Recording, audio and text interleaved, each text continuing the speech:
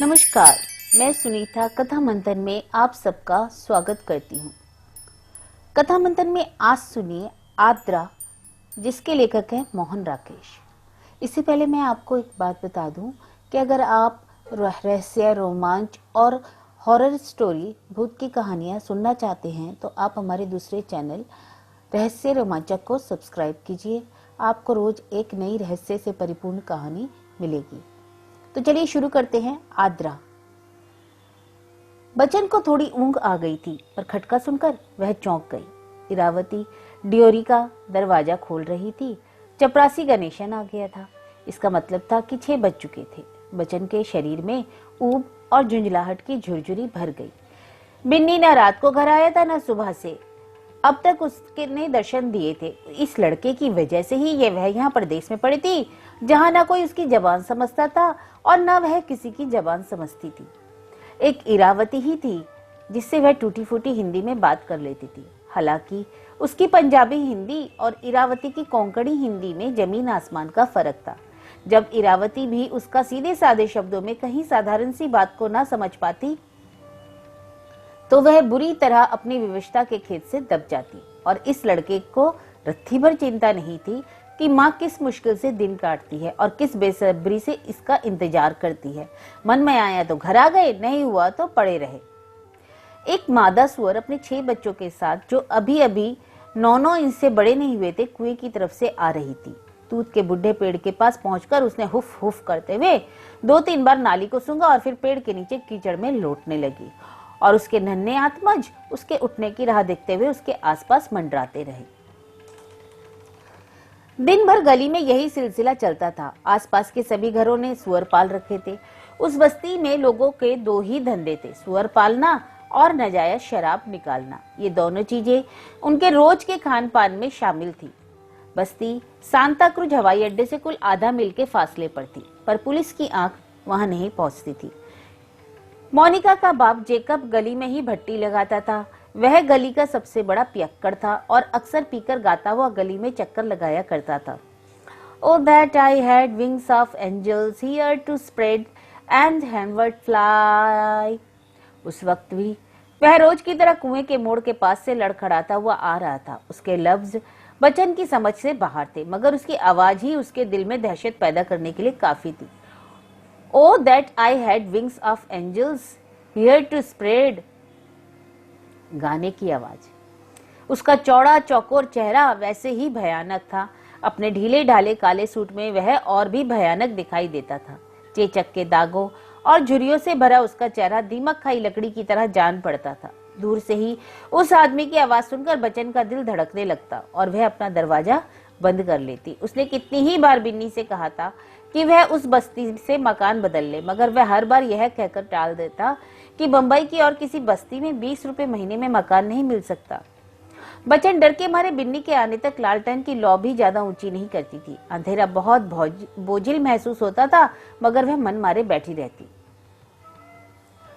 लालटेन की चिमनी नीचे से आधी काली हो गई थी। बच्चन को उसे साफ करने का उत्साह भी नहीं हुआ। अंधेरा होने लगा तो उसने जैसे फर्ज पूरा करने के लिए उसे जला दिया और एक अज्ञात देवता के सामने हाथ जोड़ने की प्रक्रिया पूरी करके घुटनों पर बाहें रख के वहीं बैठी रही। सामने मोड़े के नीचे लाली का एक कार्ड रखा था। वह अक्षरों की बनावट से परिचित थी, पर 1000 आंखें गड़ाकर भी उनका अर्थ कभी न जान सकती थी। बिन्नी के सिवा हिंदी की चिट्ठी पढ़ने वाला कोई नहीं था। हालांकि बिन्नी से चिट्ठी पढ़वाकर भी उसे सुख नहीं मिलता था। वह लाली की चिट्ठी इस तरह पढ़कर सुनाता था जैसे उसके बड़े भाई की चिट्ठी ना होकर गली के किसी गैर आदमी के नाम आई हो। 2 मिनट में ही वह पहली सतर से लेकर आखिरी सतर तक सारी चिट्ठी गुनगुन करके बांध देता, फिर उसे कोने में फेंककर इधर उधर की हाँकने लगता। हर बार उससे चिट्ठी सुनकर वह कुड़ जाती थी, पर बिन्नी उसे नाराज देखता तो तरह तरह की बातें बनाकर खुश हो लिया करता था और उसे खुश होते देर नहीं लगती थी। बिन्नी इतना बड़ा होकर भी जब तब उसे बच्चों की तरह लाड़ करने लगता था। कभी उसकी गोदी में सिर रख कर लेट जाता और कभी उसके घुटनों से गाल सहलाने लगता। ऐसे क्षणों में उसका दिल पिघल जाता और उसके बालों पर हाथ फेरती हुई उसे छाती से लगा लेती। अरे माँ, तेरा लड़का कपूत है ना? बिन्नी कहता। हाँ हाँ, वह हटकने के स्वर में कहती। तू कपूत है, तू तो मेरा चन्न है। और वह उसका माथा चूम लेती। लेकिन अक्सर वह बहुत तंग पड़ जाती थी। बहुत सी रातें ऐसी गुजरती थी जब वह घर आता ही नहीं था। अंधेरे घर की छत उसे दबाने को आती थी और वह सारी सारी रात करवटें बदलती रहती थी। जरा आंख झपक जाती तो उसे बुरे बुरे सपने दिखाई देने लगते, इसलिए कई बार कोशिश करके आंखें खुली रखती थी। और बिन्नी आता तो अपने में ही उलझा हुआ और व्यस्त सा। वह समझ नहीं पाती थी कि उस लड़के को किस चीज की व्यस्तता रहती है। जहां तक कमाने का सवाल था, वह महीने में मुश्किल से 60-70 रुपए घर लाता था। कभी 10 रुपए ज्यादा ले आता तो साथ अपनी मांगे सामने रख देता। इस बार माँ 2 कमीजें सिल जाएं और एक बढ़िया सा जूता ले लिया जाए। उसकी बातों से बच्चन के होठों पर थोड़ी रूखी सी मुस्कुराहट आ जाती। 10 रुपए में ही उसे दुनिया भर का सामान चाहिए। जब वह 60 से भी कम रुपए लाता तो महीने भर की बड़ी आसान सी योजना उसके सामने पेश कर देता।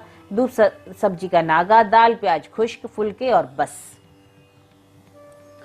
वह जानती थी कि ये रुपये भी वह ट्यूशन व्यूशन करके ले आता है, वरना सही मायने में तो वह बेकार ही है। उसके दिल में बड़े बड़े मंसूबे जरूर थे और उनका बखान करते वक्त वह छोटा मोटा भाषण दे डालता था, मगर उन मंसूबों को पूरा करने के लिए जिस दुनिया की जरूरत थी वह दुनिया तो अभी बनी नहीं थी। वह जोश से उंगलियां नचा नचा कर कहता, माँ जब वह दुनिया बन जाएगी तो तुझे पता चलेगा कि तेरा नालायक बेटा कितना लायक है। अरे चुप कर, खसमा न खाना। वह प्रशंसा की नजर से उसे देखती हुई कहती, तू तो बड़ा ही लायक है। माँ मेरी लियाकत मेरे पेट में बंद है। वह हंसता, जिस तरह हिरन के पेट में कस्तूरी बंद होती है ना, ठीक उसी तरह। और जिस दिन खुलकर सामने आएगी देख, उस दिन तू अचंभे में रह जाएगी। उसे बिन्नी की बातें सुनकर गर्व होता था, मगर जब वह लड़का बहुत गुमसुम और बंद बंद सा हो रहता तो उसे उलझन होने लगती। बिन्नी के साथ उसके अजीब अजीब दोस्त घर आया करते थे। उन लोगों का शायद कोई ठौर ठिकाना था ही नहीं, क्योंकि वे आते तो 2-2 दिन 3 दिन पड़े रहते थे और खाने पीने में किसी तरह की शर्म लिहाज नहीं बरतते थे। तवे से उतरती रोटी के लिए जब वे आपस में छीना झपटी करने लगते तो मन में बहुत खुशी का अनुभव होता, मगर अक्सर उसकी दाल की पतीली खाली हो जाती और यह देखकर कि उन लोगों की भूख अभी बनी हुई है, तब उसे घर की गरीबी अपना अपराध प्रतीत होती। ऐसे समय उसकी आंखों में नमी भर जाती और वह ध्यान बटाने के लिए दूसरे काम करने लगती। वे लोग रूखी नमकीन रोटियों की ही फरमाइश करने लगते तो वह चुपचाप उन्हें बना देती, मगर उन्हें खिलाने का सारा उत्साह तब तक समाप्त हो चुका होता और उन लोगों के बहस मंसूबे कभी समाप्त ही नहीं होते थे। वे सब जोर जोर से बोलते थे और इस तरह आपस में उलझ जाते थे जैसे उनकी बहस पर ही धरती और ईश्वर का दामोदर हो। कई बार तो वे इतने गर्म हो जाते कि लगता अभी एक दूसरे को नोच खाएंगे, मगर सहसा उस उत्तेजना के बीच फिर एक कहका फूट पड़ता। वे उठ उठकर एक दूसरे से बगलगीर होने लगते। बिन्नी बचपन में बहुत खामोश लड़का था, अब उसे इस तरह हुड़दंग करते देखकर उसे हैरानी होती थी। कई कई घंटे घर में तूफान मचा रहता, उसके बाद फिर खामोशी छा जाती। बहुत ही अस्वाभाविक और दम घोटने वाली महसूस होती वह खामोशी। जब बिन्नी 2-2 दिन घर न आता तो उस खामोशी के ओर छोर गुम हो जाते और वह अपने को सदा से एक गहरे शून्य से घिरी हुई महसूस करती। अंधेरा होने लगा और मोनिका का बाप जाकर अपने कमरे में बंद हो गया। उसने फिर दरवाजा खोल दिया। मादा सुअर और बच्चे अब सामने घर के अहाते में डेरा जमाए थे और एक मोटा सुअर नाली के पास फूफ फूफ कर रहा था। हवा तेज हो गई और तूत के बुढ़े पेड़ की डालियां बुरी तरह हिल रही थी। आसमान का जो छोर दिखाई देता था वहां रह रहकर बिजली चमक जाती। 2 महीने से प्राय रोज वर्षा हो रही थी। घर से कुएं तक गली में कीचड़ ही कीचड़ था। इस कीचड़ के लिए बचन को लड़के लड़कियों की उन टोलियों से शिकायत थी जो वर्षा शुरू होने से पहले आधी आधी रात तक गली में घूमती हुई ऊंचे स्वर में ईश्वर से पानी बरसाने के लिए प्रार्थना किया करती थी। अब जैसे उन्हीं की वजह से सारा दिन गली में चिपड़ चिपड़ होती रहती है। ड्योढ़ी के दरवाजे पर फिर दस्तक हुई। इरावती ने दरवाजा खोल दिया और बिन्नी मुस्कुराता हुआ उधर से अंदर आ गया। अरे आगे की तरफ बहुत कीचड़ है भाभी, माफ करना, कहता हुआ वह अपने कमरे में आ गया। इरावती ने उस पर एक शिकायत की नजर डालकर दरवाजा बंद कर दिया। उसके सिर के बाल बुरी तरह उलझे थे और कुर्ता पजामा बहुत मुचड़ गया था। जाहिर था वह सुबह जिस हाल से में सोकर उठा था अब तक उसी हाल में था और उसे मुंह हाथ धोने का भी वक्त नहीं मिला था। अरे माँ जल्दी से रोटी डाल देना, भूख लगी है। आते ही चारपाई पर फैलते हुए उसने आदेश दिया। बचन चुपचाप अपनी जगह बैठी रही, ना उठी और ना ही उसने मुंह से कुछ कहा। कुछ क्षण प्रतीक्षा करने के बाद बिन्नी ने सिर उठाया और कहा, माँ रोटी आज नहीं बनी है। वह बोली, मुझे क्या पता था कि लाट साहब आज भी घर आएंगे कि नहीं। रात की रोटी मैंने सवेरे खाई और सवेरे की अभी। मैं क्यों रोज रोज बासी रोटी खाती रहूं, किसी तंदूर पर जाकर खा ले। बिन्नी हंसता हुआ चारपाई से उठ बैठा और माँ के मोड़े के पास चला आया। यहाँ तंदूर है कहाँ जहाँ जाकर खा लूं, बताओ तो। मेरे हिस्से की जो बासी रोटी रखी थी वह तूने क्यों खाई, निकाल मेरी बासी रोटी। और वह अपनी माँ का घुटना पकड़कर बैठ गया। ले मेरे पेट से निकाल ले अपनी बासी रोटी। बच्चन ने आरंभ किया मीठी झिड़की के रूप में, पर वाक्य समाप्त करते करते उसकी आंखें गीली हो गई। बिन्नी ने उसकी गीली आंखें नहीं देखी। वह उठकर रोटी वाले डब्बे के पास चला गया और बोला, डिब्बे में रखी होंगी और जरूर रखी होंगी। बच्चन ने उसकी नजर बचाकर आंखें पहुंच ली। बिन्नी रोटी वाला डिब्बा लिए उसके सामने आ बैठा। डिब्बे में कटोरी भर दाल के साथ 4 रोटियां कपड़े में लपेट कर रखी थी। बिन्नी ने जल्दी से एक रोटी का टुकड़ा तोड़ लिया। अरे यह तो ताजा रोटी है माँ, वह टुकड़ा मुंह में ठूसे हुए बोला। अरे भाई बासी रोटी खाने को माँ जो है, कहकर बच्चन उठ खड़ी हुई। उसने पानी का गिलास भरकर उसके पास रख दिया। बिन्नी ने एक घूंट में गटागट गिलास खाली कर दिया और बोला, थोड़ा और। बच्चन ने गिलास उठा लिया और सुराही से उसमें पानी डालती हुई बोली, लाली का कार्ड आया है। अच्छा, कहकर बिन्नी रोटी खाता रहा। उससे कार्ड के बारे में जरा भी जिज्ञासा प्रकट नहीं की। बच्चन का दिल दो गया। वह गिलास बिन्नी के आगे रखकर बिना एक शब्द कहे अहाते में चली गई और चारपाई पर दरी डालकर पड़ गई। उसका दिल उछलकर आंखों से आने को हो रहा था, पर वह किसी तरह चेहरा सख्त किए अपने को रोकी रही। थोड़ी देर में बिन्नी झूठे पानी से हाथ धोकर मुंह पहुंचता हुआ अंदर आ गया। कहाँ है कार्ड, उसने पूछा। कहीं नहीं है, वचन ने रूंधे स्वर में कहा और करवट बदल ली। अब बता भी देना, जल्दी से सब समाचार पढ़ दूं। सो जा, मुझे कोई समाचार नहीं पढ़वाने। पढ़वाने क्यों नहीं है, मैं सभी सब सुनाता हूँ, कहकर बिन्नी अंदर चला गया और कार्ड ढूंढ कर ले आया और साथ भी लालटेन भी उठा लाया और आधे मिनट में उसने सरसरी नजर से सारा कार्ड पढ़ डाला। भैया की तबीयत ठीक नहीं है। वह लालटेन जमीन पर रखकर माँ की चारपाई के पैताने बैठ गया। बच्चन सहसा उठ बैठ गई। बिन्नी ने गुनगुन करके पहली 1.5 पंक्ति पढ़ी और फिर उसे सुनाने लगा। लाली ने लिखा था कि उसका ब्लड प्रेशर फिर बढ़ गया था। डॉक्टर ने उसे आराम करने की सलाह दी है। कुसुम की तबीयत अब ठीक है और उसका रंग भी लाली पर आ रहा है। उन्होंने मकान बदल लिया है क्योंकि पहला मकान हवादार नहीं था। बच्चों को वहां से स्कूल जाने में भी दिक्कत होती थी। अब दिवाली पास आ रही है, इसलिए बच्चे दादी माँ को बहुत याद करते हैं। उसे गए 6 महीने से ऊपर हो गए, इसलिए हो सके तो दिवाली के दिनों में आकर मिल जाए। इसे बाद सबकी नमस्ते लिखी है, कहकर बिन्नी ने कार्ड रख दिया। यह नहीं लिखा किस डॉक्टर से इलाज करवा रहा है। हाँ हाँ, तू तो जैसे वहां के सब डॉक्टरों को जानती है। बिन्नी ने बात अनायास ही कही थी, पर बच्चन का मन छिल गया। उसके चेहरे पर फिर कठिनता आ गई। मैं कल वहां चली जाती हूँ, उसने कहा। तू चली जाएगी तो मैं यहाँ अकेला कैसे रहूंगा, और मेरी रोटी। वचन ने वितृष्णा से उसे देखा, जिसका मतलब था कि तेरी रोटी यानी उसकी जान से ज्यादा प्यारी है। तू कौन घर की रोटी पर रहता है। मुंह से उसके इतना ही निकला। भैया का ब्लड प्रेशर कोई नई बीमारी तो है नहीं, बिन्नी ने कहा। तो ये बातें रहने दे, तो मैं कल यहाँ से जा रही हूँ। बच्चन ने उसकी बात को बीच में ही काट दिया और कुछ क्षण दोनों खामोश रहे। फिर बिन्नी अच्छा कहकर उसके पास से उठ गया। अगले दिन वह सुबह अभी थोड़ी देर में आता हूँ कहकर घर से चला गया और दोपहर तक लौटकर नहीं आया। बच्चन का किसी काम में मन नहीं लग रहा था, फिर भी उसने किसी तरह खाना बनाया और घर के सब छोटे मोटे काम पूरे किए। बिन्नी की 4-5 कमीजें लेकर उनके टूटे बटन भी लगा दिए। फिर अपनी दरी और कपड़े एक जगह इकट्ठे कर लिए। यह तय नहीं था कि वह उस दिन वहां से आ जाएगी या नहीं, आ पाएगी या नहीं। बिन्नी सुबह निश्चित कुछ बताकर गया नहीं था। संभव था कि वह रात तक घर आए भी या नहीं। रात को भी उसके आने का भरोसा नहीं था और यह भी डर था कि बिन्नी के पास किराए लायक पैसे शायद ना हो। उस दिन महीने की 19 तारीख थी और 19 तारीख को बिन्नी के पास पैसे रहते कब थे। उस हालत में उसे 3-4 तारीख तक जाना टालना पड़ेगा। वह यह भी जानती थी कि दिवाली इस बार किस तारीख को पड़ेगी। वह सोचने लगी, इस बीच लाली की तबीयत और ज्यादा खराब हो गई तो उसे काफी ज्यादा तकलीफ होगी। तो उसने चिट्ठी में लिखा है। नहीं, वह चिट्ठी में नहीं लिखता। ऐसे में वह 15-20 दिन वहां से ना जा सकी तो। और तभी बिन्नी आ गया। उसके साथ उसका लंबे बालों वाला दोस्त शशि भी था, जिसकी गर्दन बात करते हुए तोते की तरह हिलती थी। वह उसकी दाल का सबसे बड़ा प्रशंसक था। आते ही दाल की फरमाइश करता था और हमेशा की तरह वे गली से ऊंची आवाज में बातें करते हुए आए। ले, मैं तेरा टिकट ले आया हूँ। बिन्नी ने आते ही मंगलवाड़ी से शशि के साथ लिया। वहीं से टिकट भी ले लिया। और तू भी तैयार हुई कि नहीं हुई। तैयार क्या होती, तू मुझसे कहकर गया था?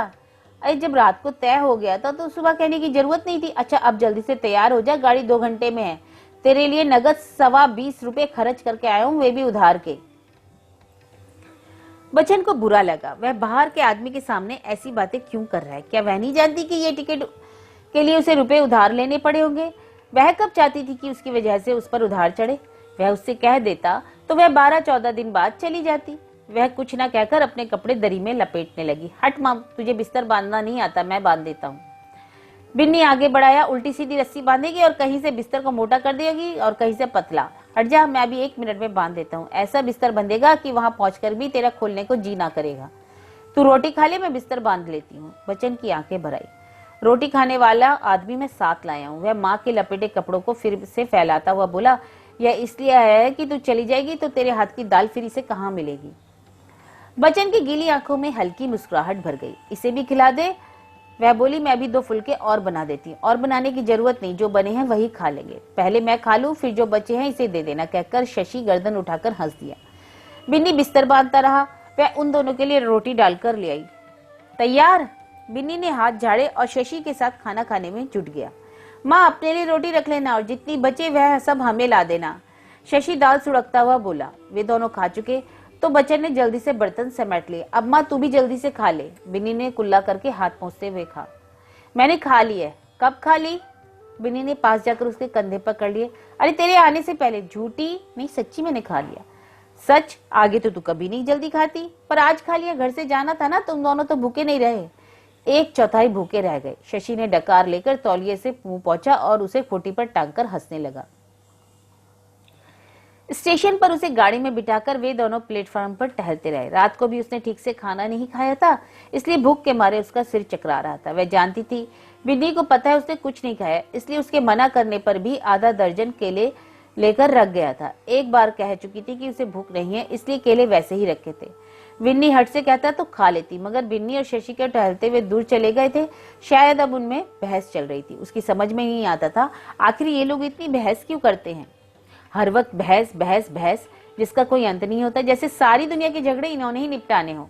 फटे हाल रहेंगे, सेहत का जरा ध्यान नहीं रखेंगे और बातें बातें दुनिया की दौलत की ऐसे करते हैं जैसे यही मालिक हो। उसे बांटने की समस्या इन्हीं के सर पर आ पड़ी हो। वे दोनों प्लेटफॉर्म के उस सिरे तक होकर वापस आ रहे थे। वह उनके चेहरे को देख रही थी। माथे पर सलवटे डाले वे हाथ हिला हिलाकर बातें कर रहे थे। फिर भी वे बच्चे से दिखते थे। उस समय शायद वह यह भूल गए थे कि वे उसे गाड़ी पर छोड़ने आए हैं। सहसा गाड़ी की सीटी बजी, जिसे सुनकर वे उसके डिब्बे के पास आ गए, मगर वहां आकर भी उनकी बहस चलती रही। करघे का काम रुक जाएगा तो कितने आदमी बेकार हो जाएंगे, इसलिए अच्छा यही है कि मालिकों से बात चलती रहे और कामगर काम जारी रखें। बच्चन सोचने लगी कि ये लोग कभी अपने काम के बारे में तो बात नहीं करते, बेकारी की चिंता इन्हें क्यों सताती है। गाड़ी चलने लगी तो बिन्नी को जैसे उसके पास होने का होश हुआ और उसका हाथ पकड़कर उसने कहा, अच्छा माँ। बच्चन के होठों पर रूखी सी मुस्कुराहट आ गई। उसने बारी बारी से उन दोनों के सिर पर हाथ फेरा।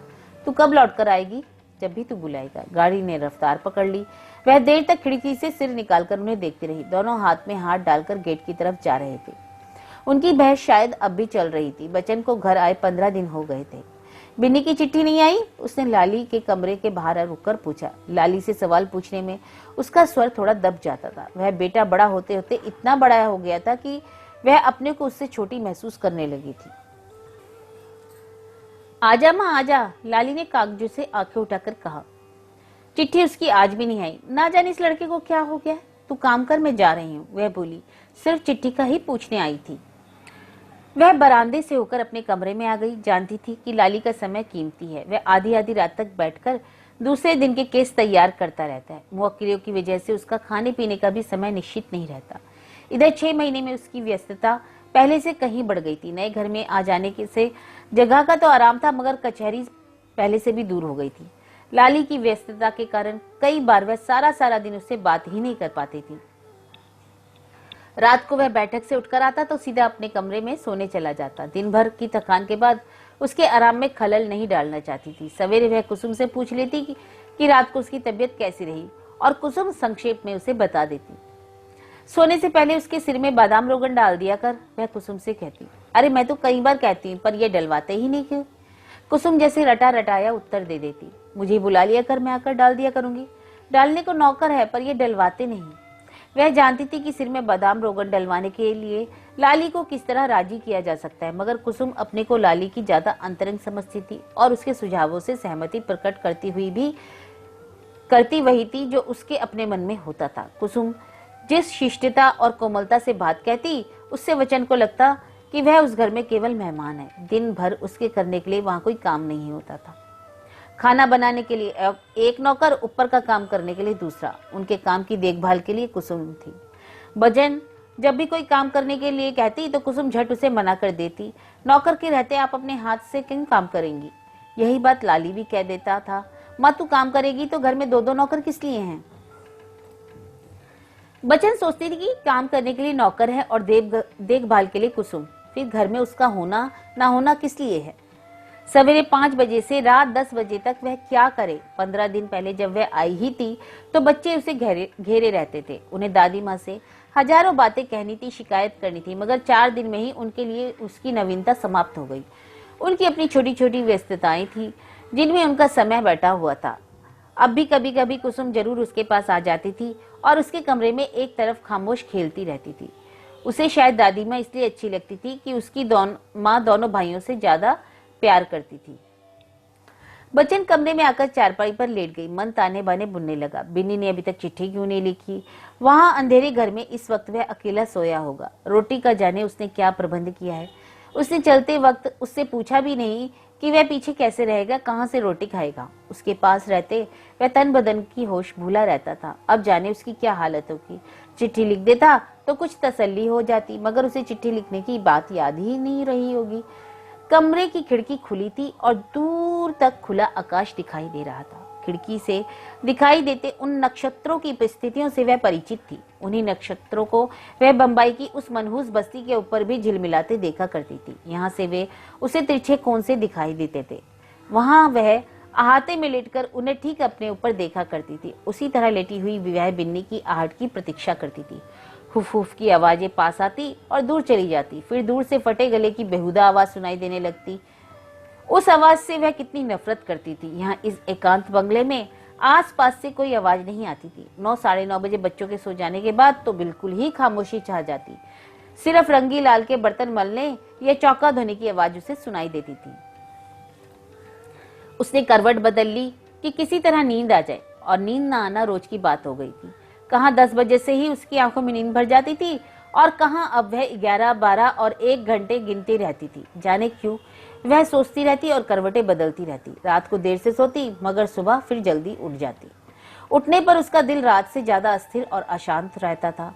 इतना बड़ा पहाड़ सा दिन, उसके बाद फिर वैसी ही रात। उस लंबे खालीपन की कल्पना से एक बड़ा शून्य उसके अंतर को घेरे था। आकाश में चिड़ियों के झुंड उड़े जा रहे थे। रसोई घर में रंगी स्टोव में हवा भर रहा था। उसे साहब के लिए बैटरी ले जानी थी। बंबई में सुबह जब वह कमरे में बाल्टी रखकर नहा रही होती तो बिन्नी बाहर से चाय की मांग करने लगता। इससे उसके भजन में बाधा पड़ती थी और उसे बहुत उलझन होती थी, मगर वह चुपचाप उसके लिए चाय बना देती थी। लेकिन आज उसे इस बात की उलझन हो रही थी कि उसका भजन में मन क्यों नहीं लगता। अब जबकि भजन के लिए पूरी विद्या, पूरा समय उसके पास था, तो आसन पर बैठने से ही क्यों वह जी चुराती थी। कुछ देर बरामदे में खड़ी होकर वह सूर्योदय के सुनहले रंग को देखती थी। क्षितिज के एक कोने से दूसरे कोने तक झिलमिलाती नई धूप धीरे धीरे निखार पर आ रही थी। लगता था जैसे मिट्टी में बंद उजाला फूटकर बाहर आने के लिए संघर्ष कर रहा था। धूप की बढ़ती झलक से हर क्षण ऐसा आभास होता था। उसने बरामदे में उतरकर पूजा के लिए कुछ गेंदे के फूल चुन लिए और रसोई घर में चली गई। रंगी स्टोव से केतली उतारकर चायदानी में पानी डाल रहा था। उसने अपने आंचल के फूल आले में डाल दिए और रंगी ट्रे उठाकर चलने लगा तो उसने ट्रे उसके हाथ से ले ली। रहने दे, मैं ले जाती हूँ। और वह ट्रे लेकर लाली के कमरे की तरफ चल दी। माँ जी आप रहने दीजिए, साहब मुझ पर नाराज होंगे। रंगी ने संकोच के साथ कहा। अरे इसमें उसके नाराज होने की क्या बात है, मैं तेरे कहने से थोड़ी ही ले जा रही हूँ। और वह थोड़ा खांसकर लाली के कमरे में चली गई। लाली कंबल ओढ़कर बिस्तर में बैठा था। कुसुम अभी भी सो रही थी। लाली के हाथ में कुछ कागज थे जिन्हें वह ध्यान से पढ़ रहा था। उसने यह नहीं देखा कि चाय लेकर माँ आई है। बच्चन ने ट्रे मेज पर रखकर प्याली में चाय बनाई और उसके पास ले गई। लाली ने जब चाय के लिए हाथ बढ़ाया तो उसने आश्चर्य से देखा कि प्याली माँ लिए खड़ी है। अरे माँ तू? उसने आश्चर्य के साथ कहा। बच्चन ने प्याली उसके हाथ में दी। उसने पहली बार ठीक से देखा कि लाली के बाल कनपटियों के पास से कितने सफेद हुए थे। चश्मा उतार देने से उसकी आंखों के नीचे गहरे गड्ढे नजर आ रहे थे। लाली ने कागज रखकर चश्मा लगा लिया। अरे रंगी और नारायण क्या कर रहे हैं? उसने पूछा। नारायण दूध लाने गया है और रंगी रसोई घर में है। तो उससे नहीं आया जाता था? तो सुबह सुबह उठकर चले आए, चाय ले आई। वहां इससे अच्छा है तो मैं आप ही बनाकर पी लूं। तू जरूर बनाकर पी लेगा बेटा, जिसे यह नहीं पता कि दूध कौन सा है और चीनी कौन सी है। वह थोड़ा हंस दी। तभी कुसुम करवट लेकर उठ बैठी। माँ जी आप? उसने भी आंखें मलते हुए उसी आश्चर्य के साथ कहा और फिर झट से कंबल उतारकर वह भीतर से निकल आई। आप रहने दीजिए, मैं बनाती हूँ। कुसुम दूसरी प्याली में चाय बनाने लगी। बनाकर प्याली उसने बच्चन की तरफ बढ़ा दी। मैं अभी नहाई नहीं हूँ बेटा, अभी से चाय पी लूं? पी लेना माँ, कभी तो अपना धर्म कर्म छोड़ दिया कर। नहीं मैं ऐसे नहीं पीती, तुम लोग पियो। कुसुम प्याली लेकर अपने बिस्तर पर चली गई। बच्चन लाली के पैताने बैठ गई। लाली और कुसुम खामोश चाय पीते रहे। कमरे में हर चीज व्यवस्थित थी। अंगीठी पर नीले रंग का कपड़ा बिछा था जिस पर कुसुम ने सफेद डोरे से कढ़ाई की थी। वहीं एक तरफ अखरोट की लकड़ी का बना गौतम बुद्ध का बस्ट रखा था और दूसरी तरफ हाथी दांत की हंसों की जोड़ी। संदूकों पर गद्दे बिछाकर उन्हें लाल कपड़े से ढक दिया गया था। कोने में कुसुम की सिलाई की मशीन पड़ी थी और वहां पासी लाली की असली कमीज के टुकड़े बंधे रखे थे। मेज पर छोटे से शेल्फ में लाली की कुछ किताबें पड़ी हुई थी और वहां पासी के एक टेबल पर लैंप रखा था। दो कमरों के बीच के पर्दे पर भी कुसुम ने अपने हाथों से कढ़ाई कर रखी थी। उधर से करवटें बदलने की आवाज आ रही थी। बच्चों की भी नींद खुल गई थी। लाली ने चाय पीकर प्याली मेज पर रख दी। कुसुम एक खास नजर से उसकी तरफ देख रही थी। बच्चन वहां से उठ खड़ी हुई। बस चल दी माँ? कहते कहते लाली ने कागज उठा लिए। हाँ तू अपना काम कर, मैं जाकर ना धो लूं। कोई खास बात तो नहीं थी? नहीं बात कुछ नहीं थी, नौकर चाय ला रहा था, मैंने कहा मैं ले जाती हूँ। लाली की आंखें कागजों पर छुप गई। कुसुम चाय के हल्के घूंट भर रही थी। बच्चन चलने के लिए तैयार होकर भी खड़ी रही। एक बात सोचती थी, कहने लगी। लाली ने फिर कागज रख दिया। हाँ हाँ बताना। इतने दिन हो गए, बिन्नी की चिट्ठी नहीं आई। मैं अब उससे कोई गिला नहीं करता, लाली को चिड़े हुए स्वर में बोला। गफलत की भी एक हद होती है। इस लड़के का घर वालों से जैसे कोई रिश्ता ही नहीं है। बच्चन चुप रही। यहाँ रहकर बीए कर लेता तो कुछ बन बना जाता, मगर हर बात में तो चलना उसे अपनी मर्जी से है। अब साहब जिंदगी भर यहाँ वहां रहेंगे, आवारागर्दी किया करेंगे। बच्चन की आंखें भर आई। उसने कोशिश की आंसू आंखों में ही सूख जाए, पर हुआ नहीं। उसने पल्ले से आंखें पोंछ ली। यह लड़का ना जाने कब अपना होश रखना सीखेगा। अपने शरीर की तो फिक्र नहीं करता। वहां रहकर मैं ही जो थोड़ा बहुत देख लेती हूँ सो देख लेती हूँ। कभी कभी सोचती हूँ कि वहां उसके पास ही रहूं तो ठीक है। और वह निर्णय सुनाने के भाव से लाली की तरफ देखने लगी। लाली गंभीर हो गया मगर बोला कुछ नहीं। मैं कहती हूँ मेरी आंखों के सामने रहेगा तो मुझे पता चलता रहेगा कि क्या करता है क्या नहीं। बच्चन के स्वर में थोड़ी याचना भी आ गई। माँ जी आपका दिल नहीं लगता क्या यहाँ? कुसुम ने प्याली रखते हुए कहा। पल भर लाली की आंखें उससे मिली रहीं। अभी तो माँ तू आई है, वह बोला। 15 दिन बाद दिवाली है। अरे मेरा बच्चों को छोड़कर जाने का मन करता है क्या? मैं तो वैसे ही बात कर रही थी। फिर से चलने के लिए वह तैयार हो गई। पता नहीं रोटी भी ठीक से खाता है या नहीं। कुसुम उठकर रंगी को आवाज देती हुई बाहर चली गई। तू जाना ही चाहती है तो बात दूसरी है। लाली के चेहरे पर कुछ उत्साहट सी आ गई। नहीं जाने की बात नहीं है, मैं तो वैसे ही कह रही थी। वह बाहर की तरफ देखने लगी। फिर से आंसू ना टपकने लगे। जाने का मन कर रहा है तो चली जा, नहीं तो खामा का चिंता से परेशान रहेगी। बच्चन कुछ पल खामोश रही। लाली अपनी उंगलियां मसलता रहा। किस गाड़ी से चली जाऊं? रात की गाड़ी ठीक रहती है, उसमें भीड़ कम होती है। तेरी तबीयत की मुझे फिक्र रहेगी। मेरी तबीयत अब ठीक है। तू चिट्ठी लिखता रहेगा ना? हाँ मैं नहीं लिख सकूंगा तो कुसुम लिख देगी। अच्छा। रात को गाड़ी में उसे अच्छी जगह मिल गई। जनाने डिब्बे में उसके अलावा 2 और सवारियां थी। कुसुम नारायण के साथ लेकर उसे छोड़ने आई थी। लाली मुवक्किलों की वजह से नहीं आ पाया था। गाड़ी के चलने पर कुसुम उसके पास बैठी रही और उससे बातें करती रही। कहती रही कि दादी के पीछे बच्चे उदास हो जाएंगे। 3-4 दिन तक तो घर सुना सुना लगा रहेगा और वह रास्ते के लिए खाना बनवाकर साथ ले जाती तो अच्छा था। गाड़ी ने सीटी दी और कुसुम प्लेटफार्म पर उतर गई। जाते ही चिट्ठी लिखिएगा, उसने कहा। तुम लाली की तबीयत का पता बताती रहना, बच्चन ने कहा। सहसा उसे लाली के सफेद बालों का ध्यान आया। रात को उसे देर देर तक मत पड़ने देना। उससे कहना कि दूसरे तीसरे दिन सिर में बादाम रोगन जरूर डलवा लिया करे। कुसुम ने सिर हिला दिया। गाड़ी चलने लगी तो उसने हाथ जोड़ लिए। प्लेटफॉर्म पीछे रह गया तो बच्चन आकाश की तरफ देखने लगी। उसके मन में फिर एक शून्य सा भरने लगा। आकाश में वही नक्षत्र चमक रहे थे। बच्चन स्थिर नजर से उन्हें देखती रही। वह जहां जा रही थी उस घर का नक्शा धीरे धीरे उसकी आंखों के सामने उभरने लगा। नीची छत वाला टूटा फूटा कमरा, बांधा सुअर और उसके बच्चों की हुफुफ और कुएं की तरफ से आती मोटी भद्दी फटी सी आवाज, डेडाई है डेवलो, फैजल, अंधेरा, एकांत, बिन्नी, शशि और उसके दोस्त, बहस और दाल रोटी के लिए उन लोगों की छीना झपटी उसकी आंखें भर आई। आकाश में चमकते नक्षत्र धुंधले पड़ गए। आंखें पहुंच ली तो नक्षत्र फिर से चमकने लगे। तो यह कहानी थी आद्रा, जिसके लेखक हैं मोहन राकेश।